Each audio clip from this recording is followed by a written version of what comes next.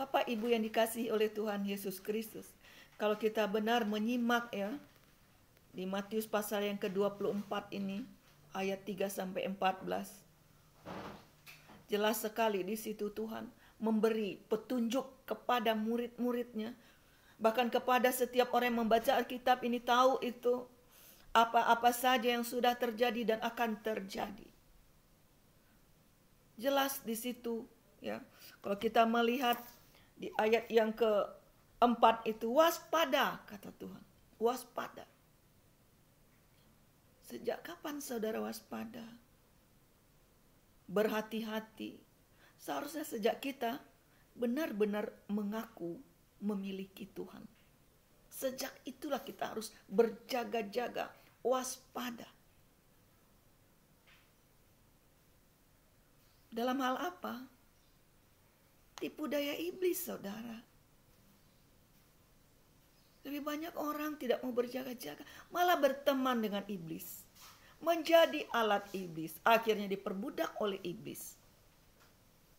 Nah, sekarang orang-orang yang sudah diperbudak oleh iblis itu, bukankah sudah berteriak-teriak sekarang di seluruh penjuru dunia ini? Orang mencari Tuhan, minta pertolongan kepada Tuhan.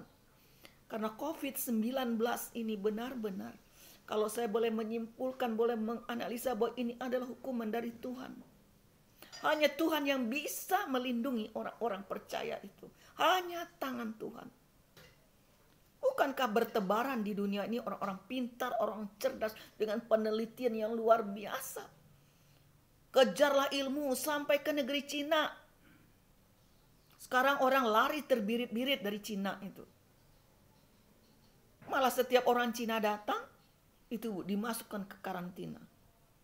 Artinya apa yang ada di pikiran manusia ini, yang dikejar oleh manusia ini, ternyata itu gagal di hadapan Allah. Juga kan sekarang ini, oh bangga orang tinggal di Jakarta, berbondong-bondong datang ke Jakarta, biar juga nyempil kayak kandang burung, tinggal di Jakarta. Wah, senang. Sekarang mau pulang ke daerah, ditolak sama orang. Nggak disambut lagi, nggak ada disambit, saudara. Artinya, hikmat manusia tanpa Tuhan gagal, saudara. Tidak ada apa-apanya. Ya masa ya kalau kita lihat juga Inggris, Amerika bisa terkena juga. Orang-orang pintar berpusat, orang mencari ilmu ke sana. Damai, tenang, seolah-olah orang kalau tinggal di negeri, oh di Amerika, di Inggris, di ini dan itu. Oh kalau tinggal di kampung sendiri itu rasanya Tuhan itu nggak ada, nggak bisa menolong. Ini sebabnya Tuhan memberi pengetahuan kepada pembelajaran kepada kita. Berdiam di tempat masing-masing sekarang. Coba belajar bersyukur dengan apa yang ada. Masihkah kita akan mengandalkan harta benda kita, kekuatan kita, kepintaran kita, gelar kita, mungkin kedudukan kita, gereja kita yang besar itu, atau kepintaran kita. Kalau kita benar-benar dipakai di gereja dengan dasi yang lebar, dengan sepatu yang melengkung itu, dengan tas branded itu, wah kita seperti sudah dekat dengan Tuhan. Surga itu sudah di depan kita. Karena kita diberkati oleh Tuhan. Wah kalau kita tidak punya harta itu namanya gak diberkati oleh Tuhan. Saudara dengan pemikiran seperti itu telah menghina Tuhan besar-besaran. Perhatikan murid Yesus yang 12 itu. Ya, tambah Matias 1 atau ditambahlah dengan Paulus. Adakah dia menyimpan harta kekayaan?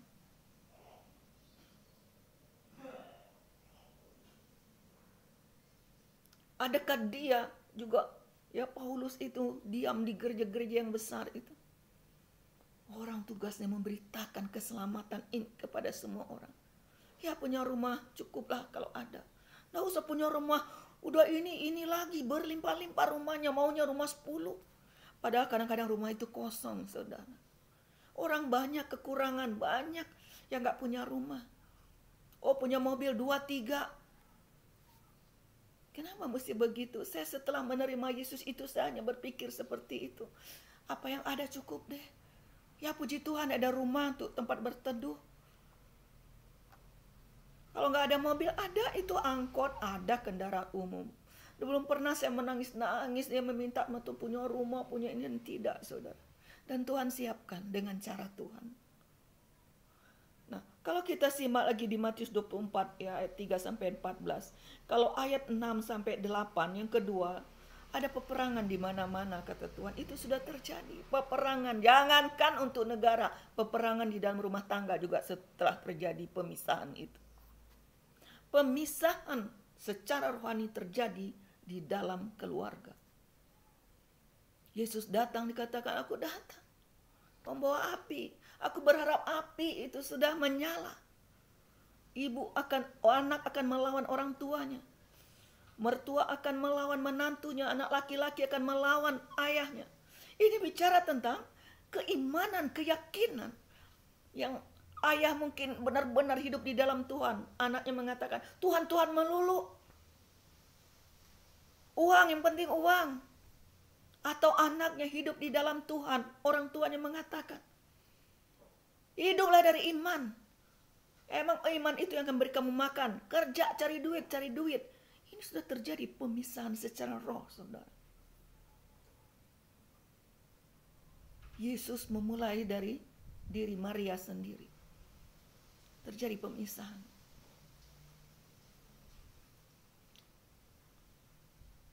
Tambah lagi peperangan. Ditandai dengan bangsa melawan bangsa. Sudah terjadi, saudara. Ayat 9. Ada penyiksaan. Nah, penyiksaan ini ada secara langsung, ada secara batin, saudara.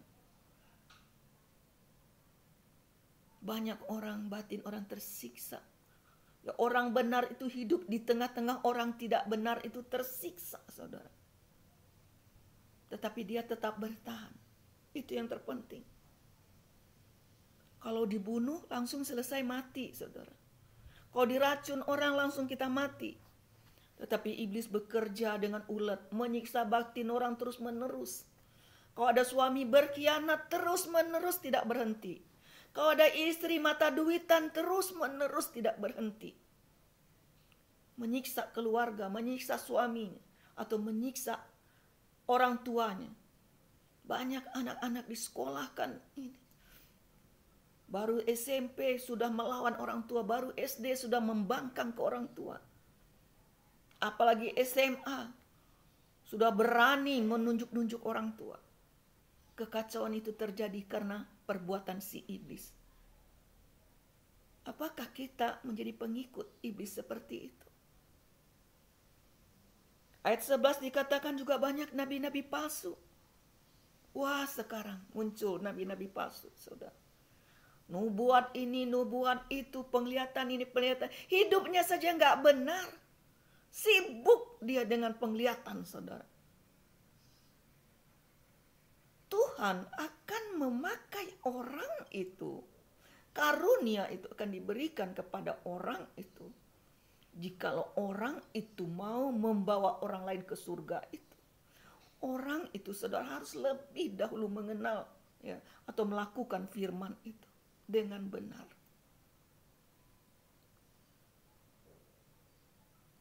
Paulus itu meninggalkan semuanya. Semua ditinggal, tidak terikat lagi dengan harta dunia ini. Maka dia mendapat karunia nubuat itu. Tapi kalau saudara masih terikat dengan dunia ini, dengan harta dunia ini bernubuat, itu lu buat itu. Nabi palsu. Tak usahlah bernubuat, itu sudah ada tertulis di Alkitab ini. Kalau itu tidak benar, tidak ada untungnya. Saudara hanya akan ditenggelamkan oleh iblis. Menenggelamkan banyak orang. Oh, penglihatan ini dan itu segala macam, saudara. Tukang sulap itu lebih lihai dari saudara untuk soal penglihatan. Ini banyak sudah bergentayangan. Di mimbar bicara tentang kasih. Wow, berkobar-kobar saudara. Sendiri tidak punya kasih. Tidak punya kasih.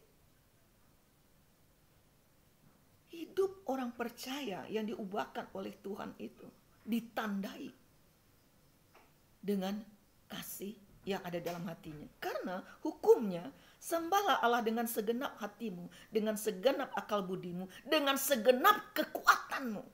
seluruh aspek kehidupan kita menyembah Tuhan, menyerahkan hidup ini kepada Tuhan sepenuhnya, maka kita baru bisa mengasihi sesama. Kasih itu benar-benar kasih yang didasari oleh kebenaran itu. Bukan karena mencari keuntungan. Memberi orang, menasehati orang, itu benar tulus dari hati. Tapi kalau hikmat dari manusia itu, saudara, gak mau menerima hikmatnya Tuhan. Dia selalu menentang. Bahkan dia pakai hikmat iblis untuk menghancurkan anak-anak Tuhan yang memiliki hikmat Tuhan itu. Dia siksa dengan berbagai cara. Jadi, kalau COVID-19 ini, saudara, boleh dikatakan adalah campur tangan Tuhan untuk menyadarkan setiap manusia. Hai, nabi-nabi palsu, hamba Tuhan palsu, berbaliklah ke jalan yang benar. Bersyukur masih ada kesempatan.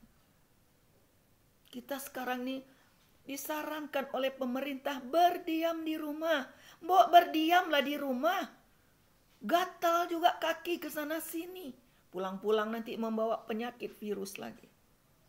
Tapi kalau kita sudah melakukan perintah Tuhan, sudah taat juga dengan pemerintah, karena Roma 13 ayat 1 sampai 3, kita juga harus menghormati pemerintah yang ada, baik presiden, baik gubernur, baik bupati, RW, RT, ya, itu semua aparat dari pemerintah yang ada, wajib juga kita menghormati.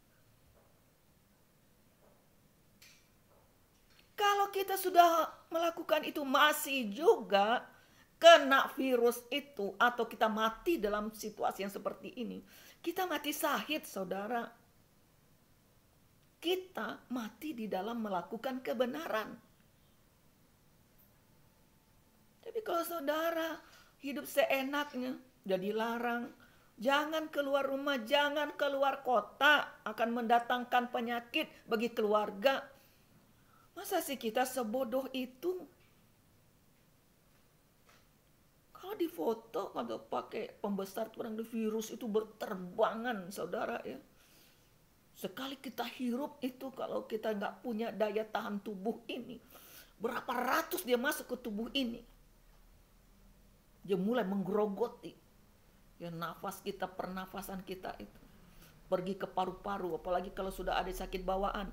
Bahkan saya dengar juga, ya ini kabarnya, ya, dia mencari ya yang lansia-lansia, yang tua-tua. Nah, banyak juga yang muda mati, saudara.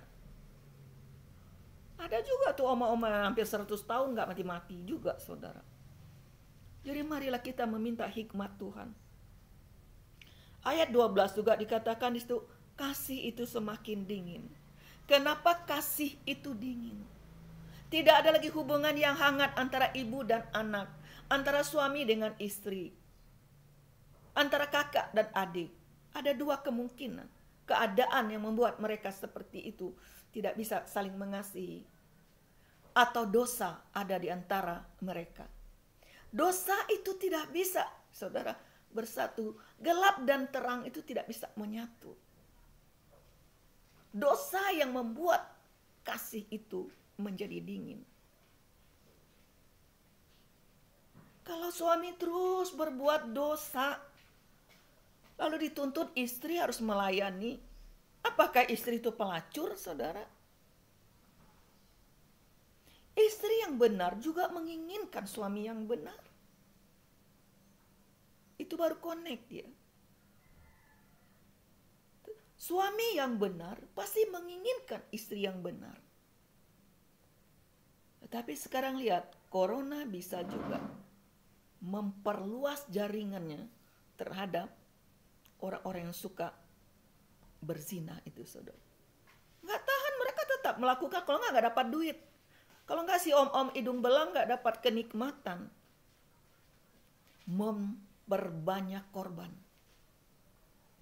Makanya dikatakan di ayat ini, orang yang bertahan sampai kesudahannya, orang yang hidup di dalam kebenaran itu, sekalipun menderita, bercucuran air mata, ya, karena ditekan oleh keadaan, oleh dunia, oleh orang-orang yang ada di dunia ini, dia tetap mengandalkan Tuhan.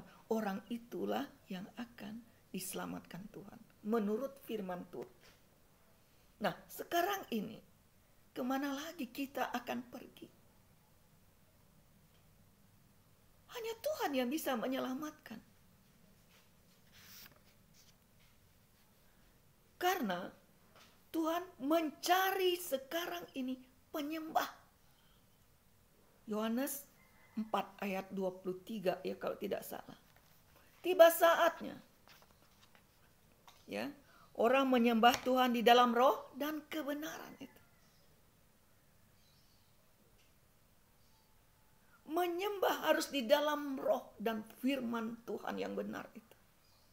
Tuhan mencari penyembah-penyembah itu. Bukan lagi orang yang udah berada di gereja yang besar, atau di gereja yang kecil, atau di tempat-tempat ya ibadah-ibadah itu yang banyak makanannya, yang banyak fasilitasnya. Musiknya hebat, lampunya luar biasa, jemaatnya 25.000. Sekali beribadah 5.000 antri berdesak-desak. Tuhan hadir di sana. Kalau di gereja kecil nggak hadir Tuhan itu. Maka orang berbondong-bondong ke sana, antri berdesak-desakan. Sekarang ditutup. Sampai gembala itu tidak tahu, ya, tidak kenal dengan jemaatnya satu dengan yang lain. Tapi orang berbondong-bondong ke situ karena hanya di situ ada Allah, di situ ada Tuhan. Nyaman di situ. Kalau di gereja-gereja kecil tuh, aduh orangnya ya, kere-kere aja, ndak selevel gitu loh. Kalau melayani apalagi. Ada lagi orang gereja yang penting perpuluhan, saudara. Saya seumur